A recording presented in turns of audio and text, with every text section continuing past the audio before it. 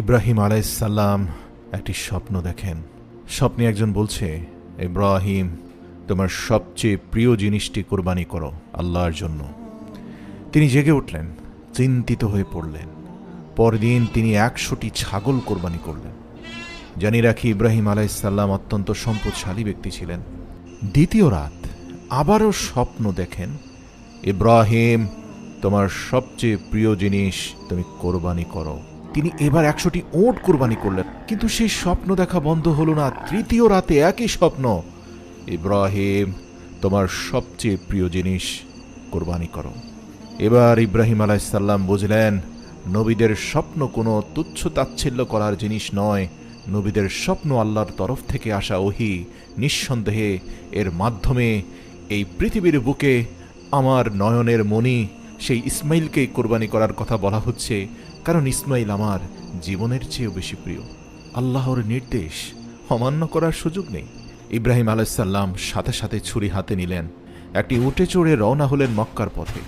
বয়স তখন তার ৯২ বছর। মাসখানেক পর তিনি পৌঁছান মক্কা। হাজরা আলাইহিসসালাম আনন্দে উদ্বেলিত হয়ে দৌড়ে এসে বলেন, তুমি এসেছ, এবার থাকো না হয়। ইব্রাহিম আলাইহিসসালাম বললেন, না, আমাকে আবার ফিরে যেতে হবে, তবে আমার সন্তানকে একটু বেড়াতে নিয়ে যেতে চাই।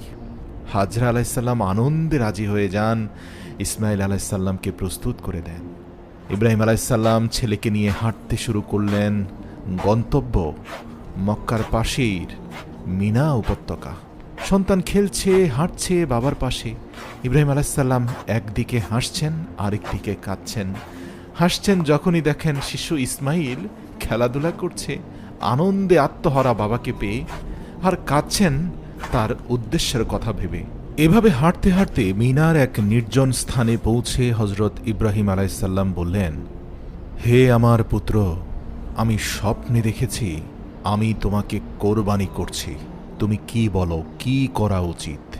ইসমাইল আলাইহিসসালাম বললেন, আব্বাজান, আপনি যা আদেশ পেয়েছেন তাই করুন। ইনশাআল্লাহ আপনি আমাকে ধৈর্যশীলদের একজন হিসাবে পাবেন। আল কোরআন। ইসমাইল আলাইহিসসালাম আরও বলেন, আমাকে শক্ত করে বেঁধে দিন, যাতে কোরবানির সময় আমি নড়ে না যাই। আপনার জামাতে যেন আমার রক্ত না লাগে, যাতে আপনি দেখে দুঃখ না পান। আমাকে মাটির দিকে মুখ করে শুইয়ে দিন, যাতে আমার মুখ না দেখেন। আর আমার মাকে আমার সালাম পৌঁছে দিবেন, এবং যদি চান আমার জামাটা দিয়ে দেবেন, যাতে তিনি সান্ত্বনা পান। এই আবেগময় পরিস্থিতির সুযোগে শয়তান এসে এক পরিচিত মানুষের রূপে প্রথমে ইব্রাহিম আলাইহিসসালামের কাছে এসে বলে, ইব্রাহিম, পাগল হয়েছ? তুমি কি সত্যি তোমার ছেলেকে কোরবানি করবে? এ কেমন পিতা তুমি? ইব্রাহিম আলাইহিসসালাম শয়তানকে ৭টি কঙ্কর ছুঁড়ে মারেন।